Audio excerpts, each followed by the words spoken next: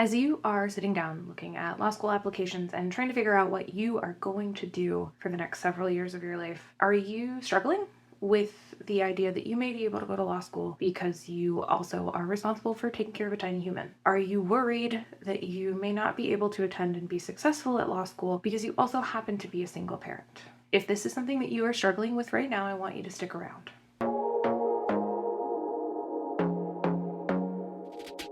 If you're new, my name is Alice. I'm the director of pre-law programming at Barrier Breakers, where we specialize in first-generation and minority law school application support, as well as a whole host of other things that open up access to higher education for students that need a little extra help and that may otherwise be blocked. I come to this work with almost a decade of law school admissions experience, and I can say with certainty that there are single parents that I have worked with throughout my career and that I have worked with as I've begun consulting that have not only been accepted to law school, but they have gone on to be successful in law school and after. This is absolutely something that is possible. So we're going to dive in.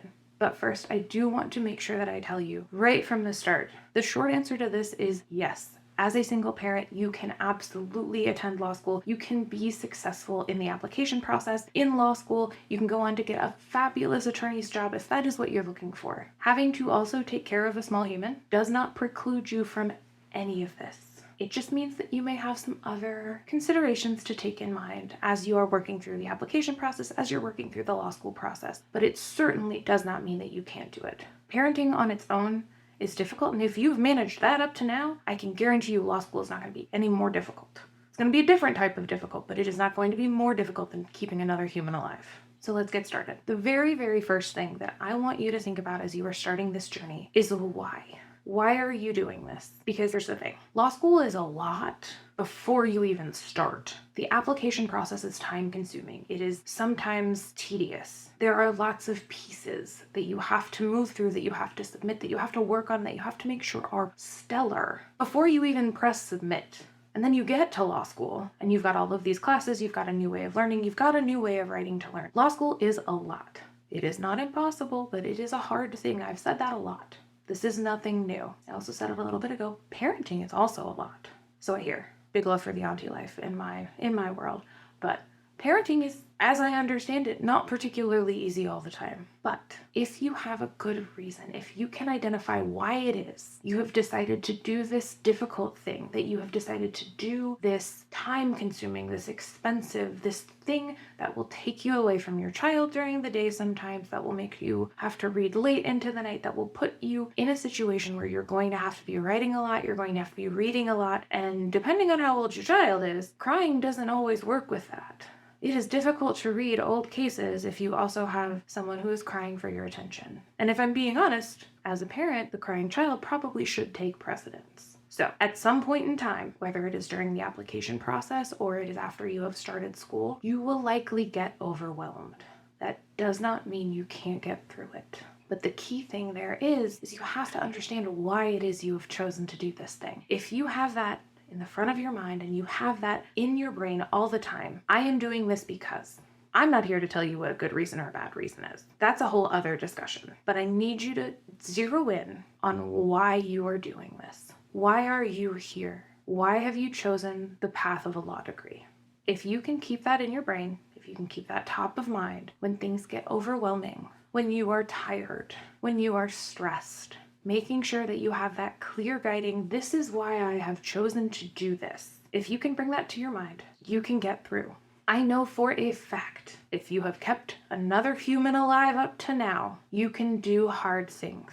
Law school is just another hard thing that you are absolutely capable of doing. The next thing that I want you to take some time and really, really think about is your time.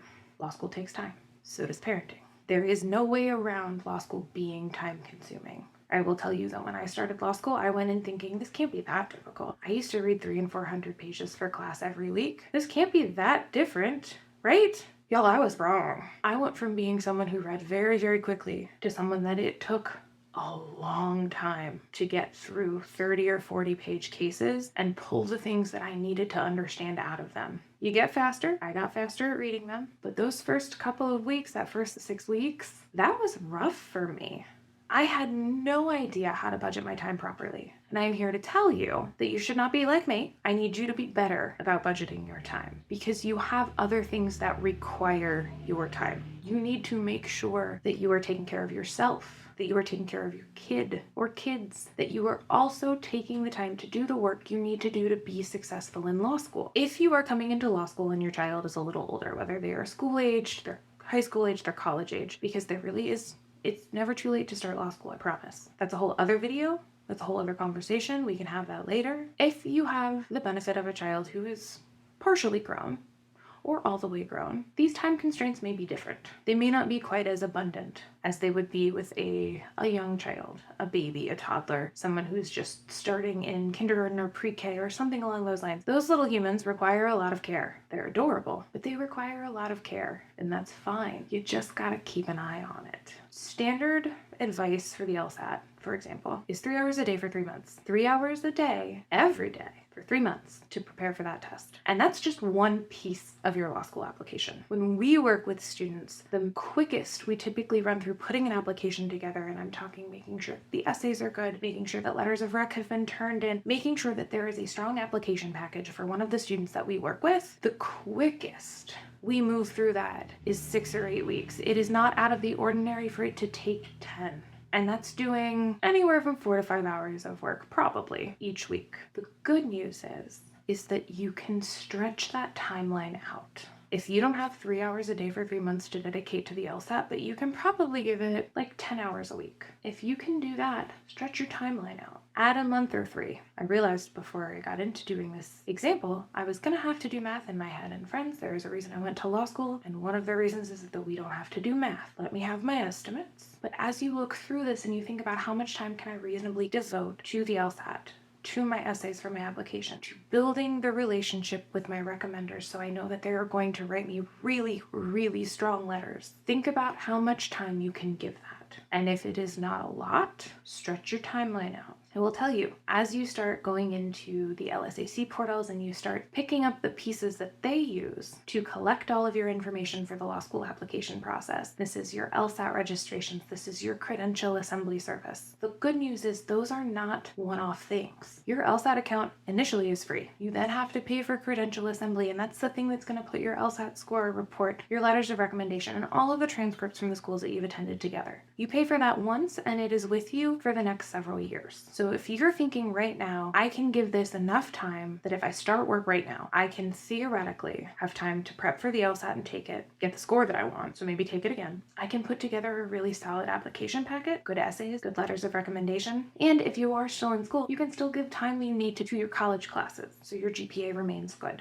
If you know this is what you want to do, you can start working well ahead of time. You can start thinking about what it is you want to write for your personal statement a year and a half before you're planning to send your application in. Most of the time, those prompts don't change drastically, so you can start that work early. If you know that you can't spend a ton of time on the LSAT right away, that's okay. Just plan for it.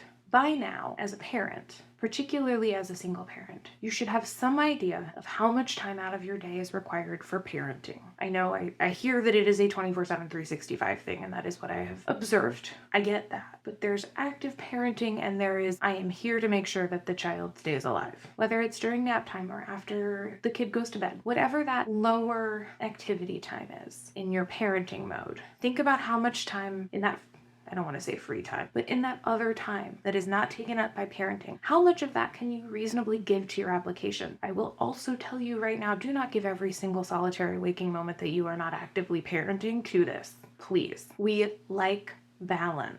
I want you to make sure to continue to do things that make you happy, that bring you joy, that give your body the nutrients that you need. I say as someone who tends to forget to eat when I get really busy. Make sure you leave time for the things that bring you joy, but be realistic when you realize, again, I can give 10 hours a week, whether that is 2 hours a day, Monday to Friday, or it is 5 hours on Sunday and 1 hour Monday through Friday. However that breakdown looks, figure out what it is. Once you have a good idea of how much time you can give, you can plan for this. The other thing that this allows you to do, build in some cushion for those things that you can't really plan for. For example, what I very lovingly refer to as the daycare ick that my sweet nieces and nephews have brought home and shared with their parents and with their sweet auntie, me, on a number of occasions. So not only are you now sick, your kid is sick too. And if there's one thing that I have learned, that there is no substitute for mom or for dad when you do not feel well. Chances are, if you have a kid who is sick, you're not going to be able to spend a ton of time on your law school application. And that's okay, because you have already thought through all of this. You have given yourself time. So if you have to take a week where your kid just does not feel good, or they've got that weird fever that's like just enough to keep them out of school, but they're running around like a crazy person at home, but they still have that fever, so they can't go back to school, whatever it is. Or, you can get sick too. You are not immune to everything. You are still also a human. Building in a cushion of time gives you space to deal with the things that come with being a parent, that come with being a human. Again, whether it is a sickness that your kid has brought home, or a sickness that you have picked up from wherever, and you just I know the second I don't feel well, my capacity for critical thought was straight down the drain. I just want to sit, I want to drink tea, and I want to not have to use my brain very much. That is not going to be the best time for you to study for the LSAT or to start writing your essays. So give yourself the break. And because you have planned already, you don't have to feel guilty or stressed out as you are taking this time to get yourself or your kid better. Be realistic about the time you can devote to this. As long as you start there, you will have plenty of time. You will have a very good idea of how long it'll take you to finish all of this up, and you will have space for the weeks or the hours or the days or whatever it is, the time that you need that you cannot work on it. Once you're through the application process, we're not done with the time auditing. If you realize that there isn't a feasible way for you to come to school full-time, that's okay. Plenty of law schools have a variety of part-time or evening programs. There are some that offer hybrid programs, and you have options for how often you are in class. Many schools will allow you to start part-time, so you are taking about half the number of credit hours that the full-time students are taking. You're in the building a little less, but it gives you time to do those other things that you need to do, whether that is working, or it is figuring out childcare, or being childcare, because daycare is expensive, y'all. Shockingly expensive. So think through what makes the most sense for you as a class schedule. If something changes, let's say you start law school the year before your kiddo goes into daycare or goes into kindergarten. All of a sudden, you're going to have a lot more time. So if your first year of law school, you are still navigating a kid that is not in school, part-time may be the best fit for you. You can find childcare that you need, or you can watch the kid during the day, and there's somebody to take care of them during the evening. Whatever it is that works in that schedule. If having less classes at this time makes sense, investigate ways to do that. Like I said, tons of law schools have part-time programs. Several law schools have evening programs. There are some that even have hybrid programs where some of your classes are online. So theoretically, you can be doing this with your kids sitting right next to you. So you can double duty. I don't recommend it. It's probably very good to, pay full attention to your law school classes. But if that's what has to work and that's how this works for you, that's fine. Figure out the schedule that works for you as a law student. If in your second year, your child has gone into kindergarten or gone into first grade or whatever, and they've all of a sudden got something that is taking them away and caring for them during the day, whether that is school, it's a daycare opportunity that's opened up, whatever it is, you don't have to care for them yourself during the day, which means you have more time that you can be in class. Many schools are super flexible moving from part-time to full-time. If you find yourself in a situation where you can take extra classes, take the extra classes. When I was working, I knew several students who would start with us part-time. They were figuring out how to leave a job. They were caring for their kids. They were doing something that meant that they could not be in class all day. And then by the time they're finishing up their first year requirements, usually it takes between 3 and 4 semesters, but once they have those done, they find themselves in a position where they can take more classes, so they just start adding in more classes. If this is something that you think may sound like you, talk to the people at the law school you are considering attending or the law school that you've chosen to attend. This is not something that anyone is going to try and hide from you. Ask those questions.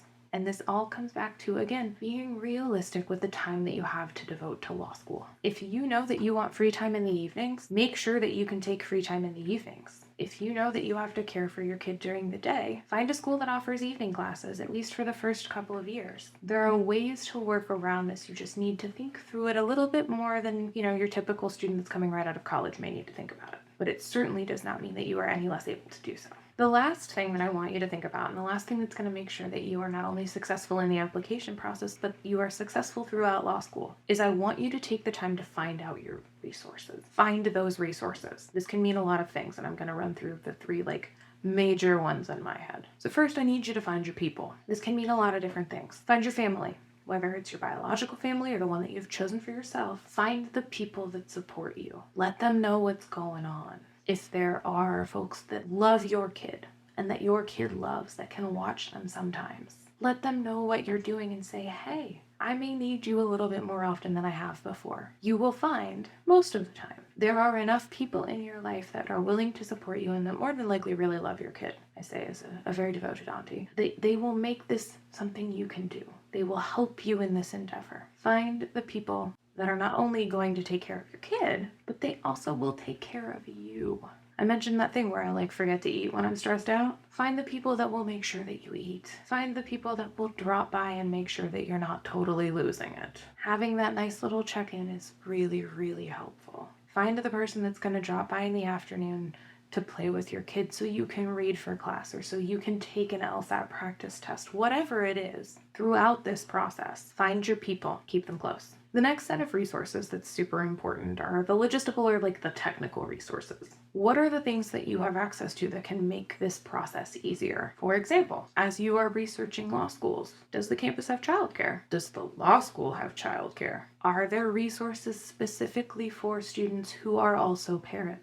There are student organizations at several law schools that are specifically for student parents. Sometimes they also group in non-traditional students, folks that have gone out and done their life for a little bit before they've come to law school. But there are entire student organizations devoted to making sure that students just like you have the support and have the resources that they need. Are the faculty and staff cool with kids? Are they willing to be flexible if for whatever reason you may need to bring a kid to class? One of my favorite stories to tell is a friend of mine who is the dean at a law school out in the Midwest. They had a snow day. Nobody was planning for it. A bunch of snow got dumped. He has 2 kids that he has raised exceptionally well and didn't have classes to be teaching. So he sent a message out to his law school community and said, look, our county schools, our city schools are closed today. The university is not. If you don't have a place for your kid and you still need to come to class, I will watch your kids.